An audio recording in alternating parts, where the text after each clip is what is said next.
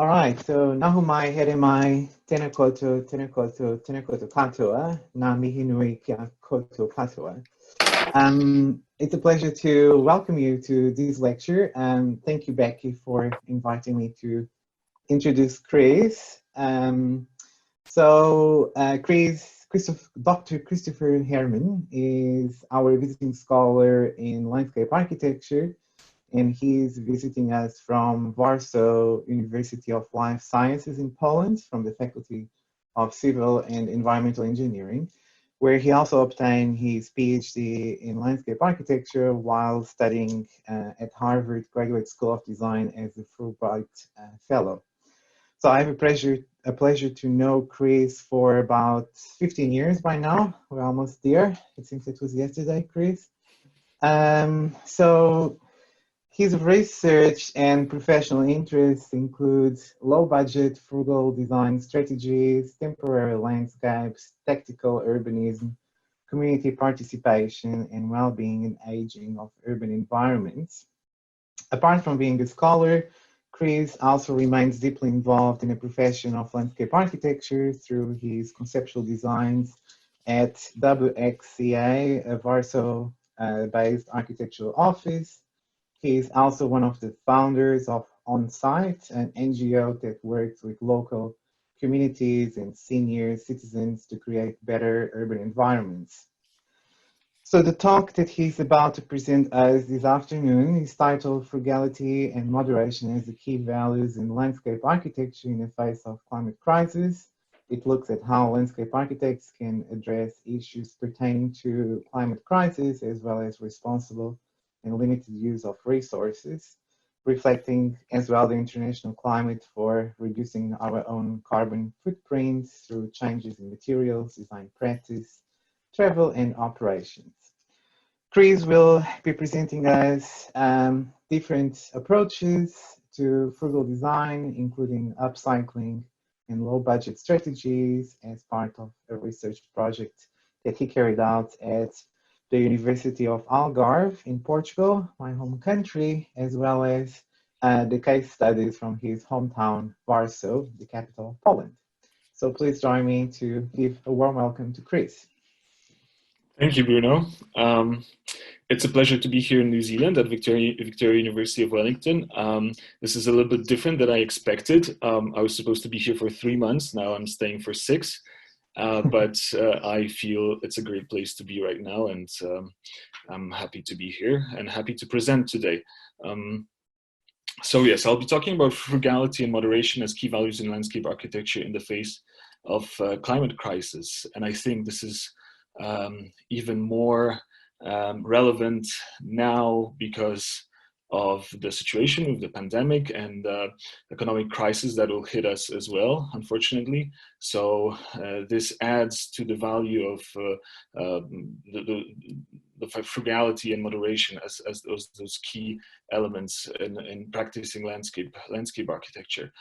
So I'll start with my hometown, and I'll move to other places, but I'll keep around Warsaw a lot. This is actually heart of my town is this Vistula River, which is the biggest river biggest river in Warsaw and the largest river in Poland, and it goes through the middle of Warsaw and has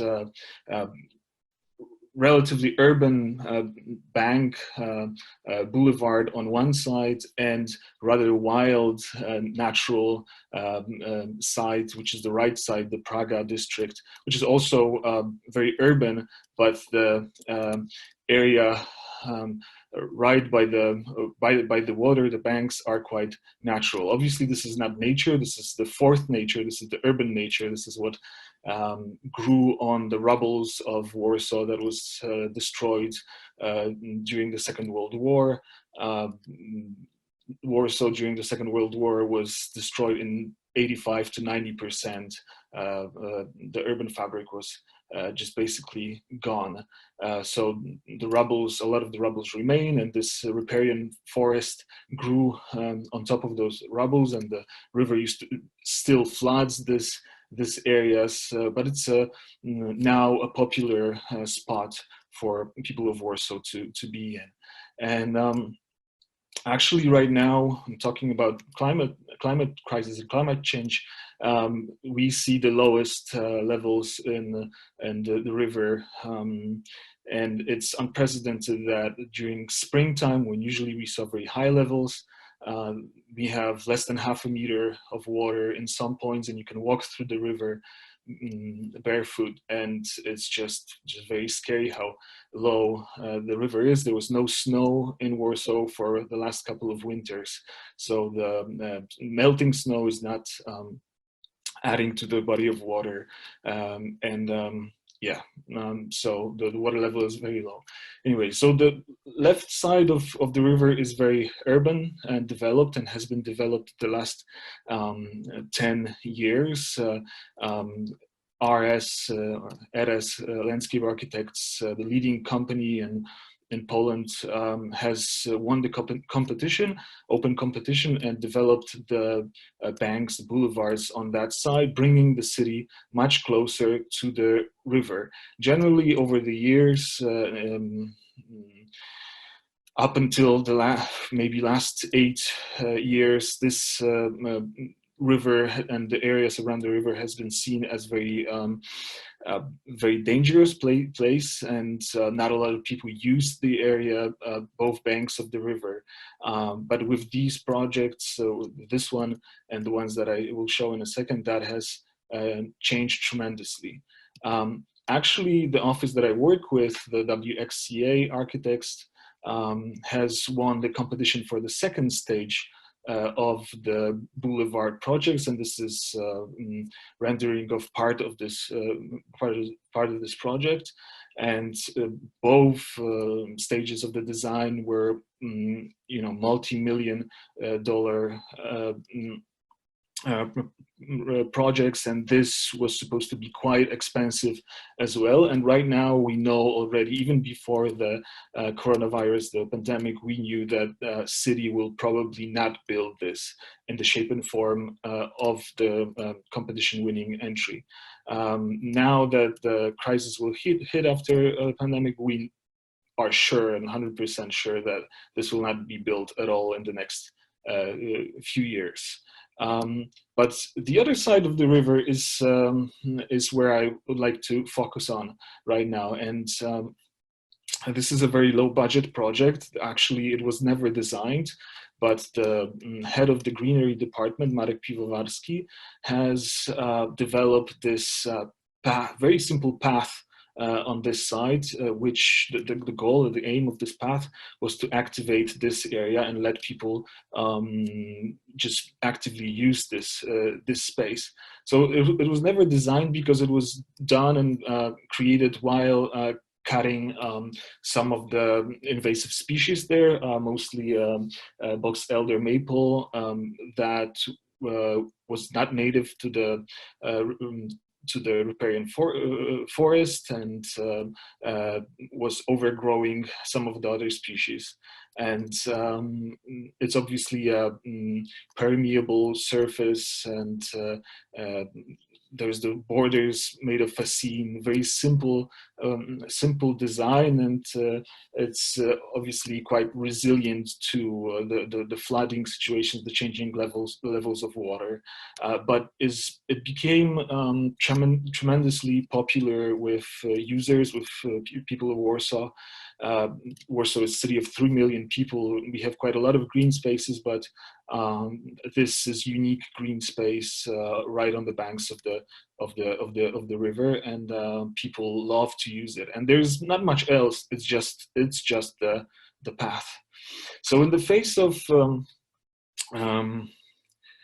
I have to, sorry, would like to move your faces because I can't read.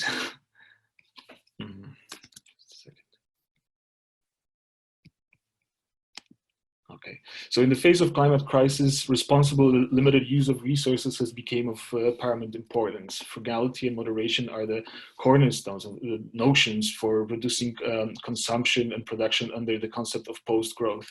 So we know that we can't continue growth, right? The current economic model is not sustainable. We can't growing forever and ever. We have to plan for other situations, and maybe the growth is not sustainable. And actually, the International Federation of Landscape Architects had put forth this declaration for climate and biodiversity emergency, and they called for reducing our own carbon footprints through changes in materials, design practice, travel, and operations. So in everyday practice and the way we approach things, we have to think about this frugality and the way we use resources. And that has not been the case for landscape architects and architects, mostly because architects are much stronger as a profession in Poland. So I was born in early 80s in Warsaw during the martial law, and it was empty shelves in the stores. There was very kind of gray period of time, strikes, and throughout my early childhoods, the frugality was the norm. But actually, start of my professional career and my 20s and 30s were during the best times, possibly the best times in Polish history, when Poland joined the European Union in 2004, and the last 15 years were times of unprecedented prosperity.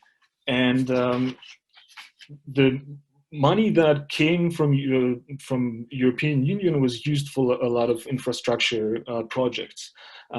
It actually helped build roads. It helped to develop, build bridges, and also build a lot of public spaces in Polish towns. And the architects of the older generations, the architects at the age of my parents, had very different concerns to what my generations of landscape architects and architects have. They were concerned with modernization and approach that led to these kind of projects that are shown here. This is in Polish because this is a meme from popular internet website that show a town square before and after revitalization that costed 6.3 million Polish zloty, which is roughly 1.5 million euro. And this is just one example, and there's way more examples like that. Actually, town squares and market squares in most of Polish towns during the history, and a lot of those towns have quite old history, built in the medieval times. They were places of gathering. They were places of free market before the Second World War. After the Second World War, during the communist regime, obviously the government didn't want to have free markets. They controlled markets, so places like market squares were not used. All the sales in the market moved into state-controlled shops. Also, the freedom of gathering was not, the government wanted to control gatherings. They didn't want any protests. So a lot of those town squares changed into green spaces. And that was prevalent and apparent in many towns in Poland. But in 2000s and up until now, really, a lot of money went into the public domain and for design of public spaces. And the architects decided to go back and restore this space as a space of meetings and events and markets. And that required, in their opinion, this cutting down of most of the greenery, making town squares quite concrete, built out of concrete or stone, and with some maybe water features. And you can see before, after in many places, small towns, larger towns, that those green squares were using this money from European Union turned into those concrete squares that sometimes have some events concerts once every half a year or during the New Year Eve celebration. And actually, this became a big issue right now, and it's very viral. There's a hashtag Betonoza, which is the hashtag the concrete, trending last year on Facebook and Twitter. And people would show examples from their places how the money from European Union and the public money is being used to create those spaces that are not sustainable, and they're not looking the way we would like to have them when we're thinking about heat islands in the cities and permeable surface and basically all the challenges that we face during climate crisis. So how should landscape architecture practice respond to the need of frugality in design? Can low budget, low impact, and low footprint and informal green spaces be attractive and inviting for the users? I looked at an exhibition catalog that was published a few years ago, and it looked the catalog presented best projects from Visegrad countries, which is Hungary, Czech Republic, Slovakia, and Poland. And this is what landscape architects want to show to the world, and this is what they want to see as the best practice.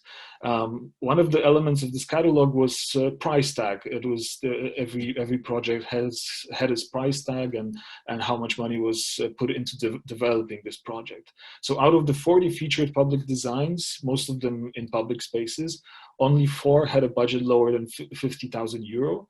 At the same time, half of them had budget of more than €1 million. The average cost for all the 40 exhibited projects, because it was 10 projects from each country, was 1.9 million euro. So this goes with, I think, the history of our profession, exhibiting and showing and looking at the rather grand projects, and this is what we like to share with other people, like the projects that are quite expensive and visually very attractive, but maybe it's time to reinvent the way we think about our profession. And examples actually in this catalog, examples from Czech Republic are quite interesting in showing how landscape architecture can be different. There were 3 or 4 projects that were very cheap, and one of them was just a community engagement project that was all about cleaning up the landscape in their village. So most of the funding went into this action of reducing the amount of garbage around their village, and also planting some trees and putting on some benches. So very, very simple actions. This is obviously, I would like to have maybe this grass a little bit longer here, but this is a very simple project as well, from the city, where a small budget was used just to add some trees and add some benches, or this very kind of critical, maybe more like land or landscape art project, when the artists took elements from fences, actually the different samples of fences from around the village, and created this a very low budget space for meetings with the use of the samples of the fences. A few years ago, I joined a very interesting workshop in Hamburg in the Hafen City University that was called "What's the Value of Saving Costs? The Urban Economics and Policies of Everyday Saving Practices." And actually we published this book called "Saving the City," and I with my article in it that is called "Low Budget Design in Landscape Architecture." And during this workshop, we lived in a very interesting space that I will show in a second. But the idea behind this this workshop that lasted for about 2 weeks was to look at social practices such as urban gardening, car sharing, co-working, and food cooperatives, ticket sharing, and waste recycling, as trends to organize the city differently. Often descriptions of these accounts are discursively linked to the economic reality of austerity politics and impending threat of resource scarcity and demographic change in large cities of contemporary welfare societies, which seem to prompt many people to develop innovative, alternative, or entrepreneurial ways of coping with the challenges of the order of the day. These practices of urban dwellers show a re-evaluation of the notion of scarcity, waste and consumption, collective way of organizing a low budget, and appreciation of slower, simple, self-organized and local ways of producing and consuming. We looked at upcycling, and upcycling is a way of using products and materials and adding value. So you take a product and through design, you don't use too much material, but you make something into a higher quality project. So it's something more than recycling, right? We lived in this space built by architecture students from Hafen City University in Hamburg. And it was an old, unused house that was partially safe to live in. And so the students actually did checks on the construction of the building. They checked which parts of the building they could use. And the unusable part was overbuilt, if that's the right word to use, with the scaffolding, and actually the scaffolding became kind of a hotel for the summer, and students would build their own kind of little cubicles, like in the hotels in Japan, places to sleep at where the temperature is higher in the summer months. They would sleep there in sleeping sacks and build this space while they live in it and learn, and classes would be held there as well. We had the workshops while building this space from reused materials mostly. Now, meanwhile, we were building space around it with very low budget materials, and the space in the park and the elements would be used by local residents who often joined us to cook meals in this impromptu made kind of temporary culture center that was in the middle of a park. There's an interesting manifesto put on last year by French architects that is a manifesto for frugality, happy and creative frugality. And frugality, they look at frugality in energy, materials, technology, territory, and buildings. They call for raw materials, upkeep and maintenance with low-tech approaches, and that doesn't mean an absence of technology, but the use of relevant, appropriate, non-polluting or wasteful techniques, along with appliances that are easy to repair, recycle, and reuse. During my stay in Portugal, 1 month stay at the University of Algarve, I looked at 3 projects that were built, parks that were built after the year 2000 in the city of Faro. And one of those projects was Parque de Cidades, a big park outside of the city that featured a football stadium that was built for the Euro that was I think it was 2004 in Portugal, the Football Cup. And the whole, the amount of resources, the amount of money spent on this was $78 million. Obviously that included the football stadium, but the space around it was quite high budget design as well. And during my month in Portugal, it was a summer month, I used to go there pretty much every day. I would never see anybody in this huge park. It was a space that was totally unused. Also, there was no matches held in this stadium. The stadium is not being used as well. It's used couple of times a year, perhaps, if that, by the national team of Gibraltar. And Gibraltar doesn't play a lot of football matches internationally. It's not a very successful team.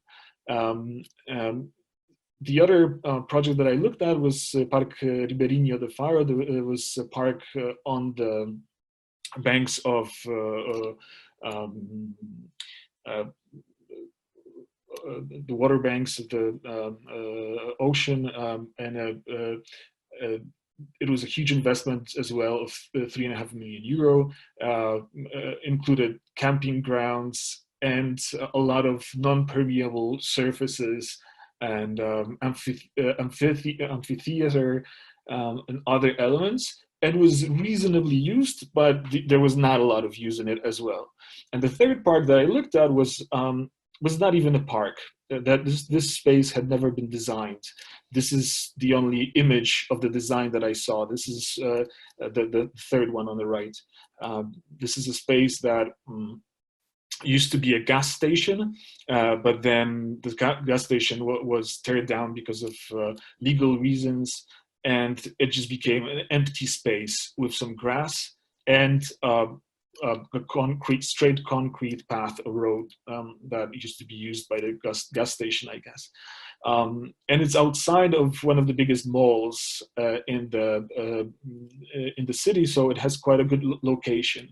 And this park, in the pictures A and B, when I observed it, had users every single day. There was nothing there, basically. It was just grass, just lawn, and outside of this lawn there was a small pizza restaurant, and had tremendous use. People were coming up with different ideas how to use it. They were bringing their own equipment to come and use this space. Meanwhile, the other two spaces that had those huge investments had barely been used at all. But I didn't stop at just observing the use of those spaces, because maybe that's not important. Maybe there's other values, like environmental values, that are important in those projects. And I asked both experts at the University of Algarve and local landscape architects, as well as some residents, to tell me how they value those spaces. And the third one, the very low budget space, was very appreciated for most of the impacts. This is actually, I'm using WHO kind of scheme for researching urban green spaces and looking at environmental, lifestyle, social equity impacts. So it has been, the space, this very simple space, was very appreciated by both experts and the local community, even though it has not been really designed. So now skip again to Warsaw and another design I was involved with. This is a plan of the Warsaw Central Park called Pole Mokotowskie. This park was developed and designed in the 60s in a very modernist way, with several sport fields and a national library in the middle of the park, and a quite large pond, or a small lake with a concrete basin in the middle of it as well. And 2 years ago, there was a national competition for that modernization or revitalization of this park, which is one of the most well-known parks in Poland. And the architects that I work with and me have won this competition, and we showed how we would like to approach this space. First of all, this competition was very interesting because to enter this competition, you had to read about 1,000 pages of reports, and one of the largest reports was a report from public consultation, community consultations, that had about 200 pages, and it was very, very long, and most of it was all about how people appreciate this space and how they use it a lot and how they really deeply value this space. the other half of the other part of the reports were environmental reports and showing how both flora and fauna, the animals are doing very well in that space, and the plants are doing very well. There's a lot of plant communities there, and there's a lot of rare species of animals that are unusual for urban environments in there. So we thought we wanted to join this competition, but at the other hand, we felt not much has to be changed in that park. It was so well appreciated. So most of our design was, or most of our work on this design was not design, was just analyzing and looking into the current values of this place, so we don't break anything, don't make the space worse basically by our design. So we looked at how the world of plants and animals interacts, the house of nature, let's say, interacts with the activities of people, and how they interfere, and so that was a lot in our minds, creating added value in both biodiversity and possibility of uses in this space. So the analytical element of this project was quite big, and the one thing that we really changed about this area was this, or wanted to change about this space, was this pond that was, like I said, concrete based, and they used community pipes, is that the right word, the basically drinkable water to refill this pond. And this obviously had to be changed. Also, the whole water system that was developed in the 60s and 70s was based on those concrete rivers that actually were trying to be formed like meandering natural rivers, but have been laid out with concrete, and the concrete was cracking, so the drinkable water was waste. There was a lot of water waste. So we looked at how the water gathers in different parts of the park, and we started to design some water features in different places as well, the places where the water naturally collects, is stagnant after rainfall. And what you have to know about Poland is that actually Poland is going through like I said, going through a drought, and the drought is very apparent in the last years, and there's parts of Poland there's being desertified. There's problems with water shortages in places already, and that's only going to get worse. And we can see that because of the climate change, there's more extreme rainfall, and there's periods of long weeks and months without rain. Actually, March and April this year, there was pretty much no rainfall, which is really unusual. So then when the rain falls, it's a lot of rain. So that has changed a lot within the climate of Poland, that used to have, that this picture shows here, so many different types of rain. And this is a kind of a research on different types. This is typology of different types of rain. So what we wanted to design there, first of all, wanted to get rid of the concrete basin and make more a natural pond with natural filtration, and also build in a place of existing small building, cafeteria, building that its main function would be to collect rainwater. So you can see in this little scheme here that this big roof would be a space of collecting rainwater. The rainwater would be moved to the bottom. There would be a collector place that collects the water. And actually, so during the heavy rainfall, and then during droughts and months without rain, hot days, this could be used as a kind of a water screen, a mist fountain that helps with the heat. One of the elements of the design was to design in this competition was to change area around the National Library that used to be, it's funny, but this is very random, but this is what Warsaw is, a lot of random spaces. This area just outside of National Library for years was a workshop for city buses. And this is where city buses were fixed.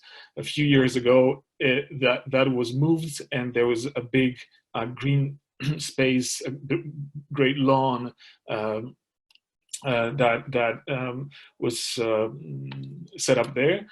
And so we wanted to, in this design, look at how we want to use this space without building anything, adding anything to that. So what we proposed for that space was just maintenance and letting the grass grow a little bit longer, and kind of a playful arrangement of the grass while cutting it in different shapes, and that would create space that is ephemeral, that can change a lot, and we can make it a bit more biodiverse with planting few trees, but also just having longer grass areas with uncut, unmown plants. But there's also a scheme for actually gathering water on the top of the roof of the building of the National Library, and making as well temporary puddles in that area. So the really last research that I wanted to talk about was me and my co-workers from the Warsaw University of Life Science obtained, we got this large grant to look at green wastelands in the city. Believe it or not, there is quite a lot of green spaces that are just informal. They're they look like this, and they are out by some stormwater creeks or train tracks, or those are brown fields that post-industrial sites, and they're just overgrown by just kind of wild greenery. And those spaces in the official plans of Warsaw are wastelands that should be built over, but they actually have quite a lot of environmental value, and for we're looking at how they change the quality of air, and what is the use of those spaces and how people use it as well. So my team, I worked with psychologists, and we used portable EEG devices called Muse to look at the emotional well-being of people who use those spaces. So we went to a lot of those green overgrown wastelands and told people just to sit there and not move too much, because then the signal is not clear, but just kind of relax in places like this, right? Or places like this are overgrown ruins, for example. And we wanted to see if how that differs from actually designed spaces, parks, some of the nearby parks as well. And we found so far, this is still ongoing, but we found so far that there's not much difference, that people, when it comes to feeling of relaxation, feeling of being calm, it's similar in both design parks, urban parks, and those green wastelands, or what we call them informal green spaces. So we think that those low budget or those informal green spaces can be easily turned into low budget urban parks. And we see that in places, and I'll give you one example of how that came about, how one of the informal green spaces, wastelands, became a usable park with very small intervention. So actually, this is an old fortification that was just overgrown. It's kind of in the outskirts of Warsaw. But there is a big architectural development there. There's a residential building being built there, and on the outskirts of the fortification that is actually protected because it's 19th century fortification, there was still this kind of, messy or wild space that wasn't used too much. And what the landscape architects did there was just cleared it a little bit, added some stairs, simple stairs that allowed to access that space. Didn't change that much in the space at all. And the space became usable, and just added simple elements like this place for growing vegetables, so a community garden. And with very few elements, they changed the space to be from being an unused wasteland with very low budget to being place that is well used by both newcomers and the people who used to live in that space. So that's it. Thank you.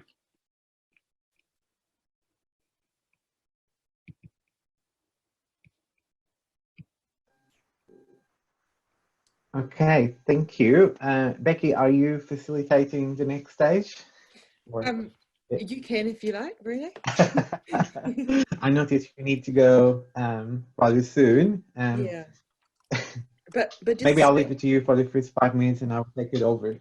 Okay, just to say thank you very much, Chris, for that fantastic talk. And it's really cool to see these frugal initiatives making more impact than some of the far more expensive ones that you showed us. So thank you very much. There's a couple of questions coming through, so if I could hand it over to Bruno to facilitate that. I just have a class in a couple of minutes, so I need to zoom off soon. But thank you again for being part of our virtual talk series. Thanks. Thank you, Becky.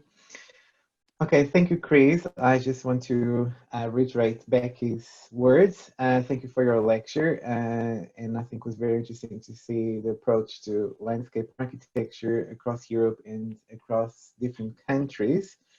Someone just wrote on a chat box a question. It's from Gemma. And she's asking, just curious regarding your opinion on creating small temporary installation projects as a way to introduce low-cost urban interventions during an economic slowdown, specifically in small town urban centers that are heavily resistant to change. So this is really interesting, and actually me and Bruno with friends started at this a special issue for one of the journals on the pandemic urbanism, and we are very curious about the approaches and tactical urbanism approaches that are happening right now around the world. And it's interesting to see that this tactical urbanism became official policy in a lot of towns during this pandemic, and that you can see that you can do a lot with very little. So closing down, one lane of a street creates so much space for this social distancing. There's so many ways of turning, especially street space, more pedestrian friendly, using very little resources. So I'm a big fan of urban prototyping. So testing elements in urban space. I think it can be done also in smaller places.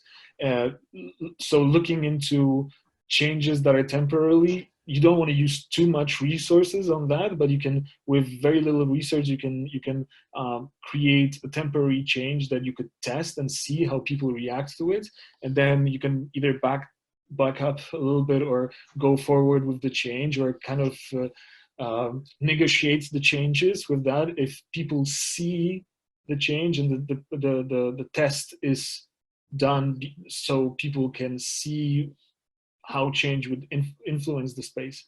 They could adapt to the change, and you can be sometimes surprised that people are more happy with these kind of changes than you thought they would be. I don't know if that's the right. Yeah, I think was a good answer. Thank you, Chris. Any other questions from our attendees at this stage? Don't forget to unmute yourself. All right, while some people warm up, I think, Chris, I have a question for you. So based on your experience of being here in Aotearoa, New Zealand,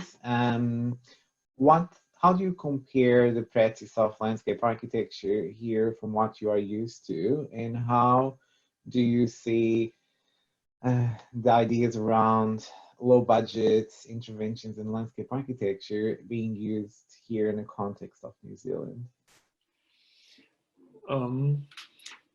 There's quite a few projects that I'd be interested in looking at as low budget projects. I see a lot of just simple paths and walks in the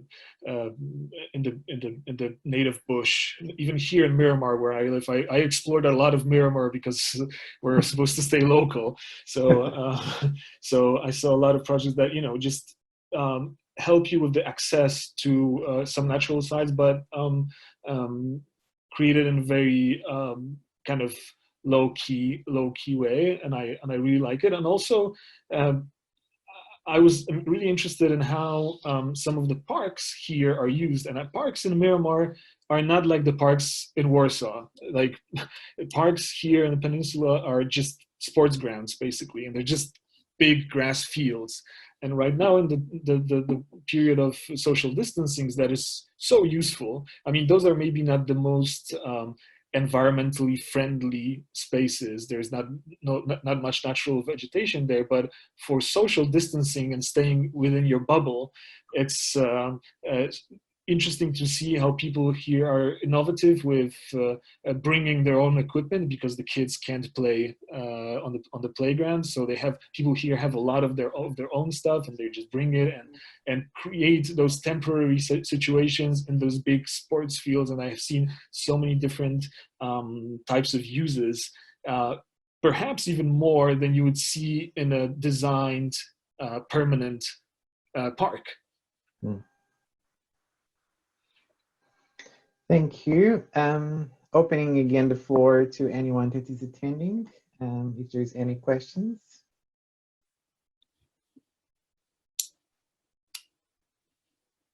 I think everyone is still digesting, or they just don't know how to unmute.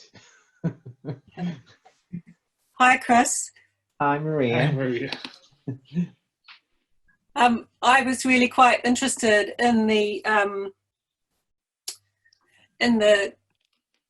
big park in Warsaw that you redesigned with others, but you really spent a long time understanding and mapping and diagramming and communicating the values that were already there, and the good things that were on the site or in the site already, and that people experienced and valued. What is the state of that project at the moment? Like, has it been finished, or is it still ongoing, or will it be affected by the pandemic, do you think? No, that shouldn't be affected too much, actually, because the budget was already in place, and it was heavily subsidized by the European Union as well. So the municipality has to use that money on that project. So they have no, but it's like a lot of projects, this was designed to be built in stages. And I think actually some of the things will not be built. Maybe that's okay, because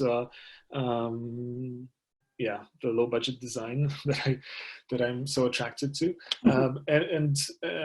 But I think that some of the crucial things will be built, and I'm definitely looking forward to the change of the pond and development of some of the playgrounds that we redesigned, trying to use the elements that were there, but also making them more natural environments and like expanding them into the park rather than closing them and fencing them off, you know, being more open spaces that could be more spaces of kids' adventure in the park rather than just little bubbles of fenced playgrounds that are there right now. So those are the changes that I really look forward to, and that should be built. So the playgrounds and the water system that is there. That's, as you were talking, I was thinking about you being a father, and do you think that that has changed the way you look at, you have young children, has that changed the way you look at, the way you design or think about public space? I did not design, this is actually the first playground I designed. I mean, I continued designing, because obviously on the conceptual stage you design playgrounds, but then a lot of times when I work with the architects, I stop at the conceptual stage and on the kind of larger scale, and then don't go into detail. And this is actually the first time I went into design in the next stages of preparing the documentation and started designing the playground. So it was great. It's fascinating, and yeah, so much has changed. And actually, Bruno in the introduction mentioned that we're running a foundation in Warsaw that is dealing with kind of also temporary interventions, and we were asked by the Greenery Commission, or the department in Warsaw Council, to develop temporary playgrounds for one or two seasons that only use natural elements that were found in parks. So we had this task, and we built several playgrounds with basically only found objects and not natural elements, and that was basically designed by building, right? And that was quite a successful program, I would say. And a lot of those playgrounds, even though they were only supposed to last for a season or two, now they are upkept by communities that joined into that. So they rebuild those playgrounds, and they're more permanent. Even the site is changing all the time. Thank you. Thank you, Maria and Chris. Any other questions from the audience?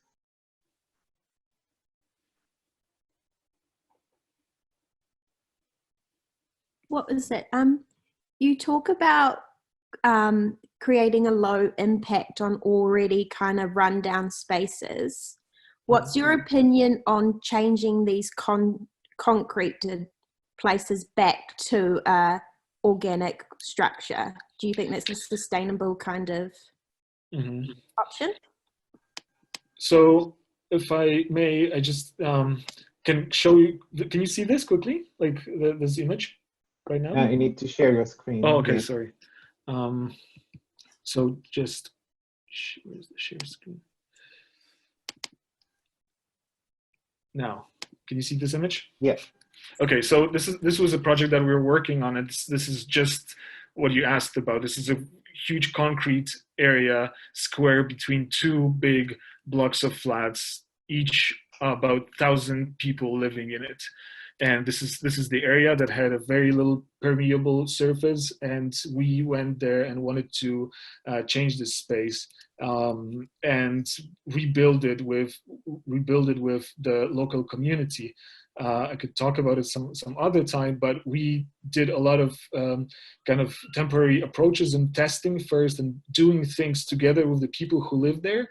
And one of our main goals was to cut into this concrete and create islands. And actually kids were in a democratic way voting on the islands, on what should be in those islands. And we created this program that was cutting through those the concrete and creating little islands like this one. For example, this is a little vegetable garden that grew in the middle of that concrete field there, right? Or this is a labyrinth with some ivies growing. So there's also a little island cut into the concrete. So we left the concrete for paths around those islands, but actually created a lot of islands that were either places to play or places to grow things. So you can see that a little bit here. Yeah. So yeah, I'm really into that, and that was a low budget project. Yeah. Very low budget project. Awesome. All right, thank you for this question. Any other questions before we wrap this up?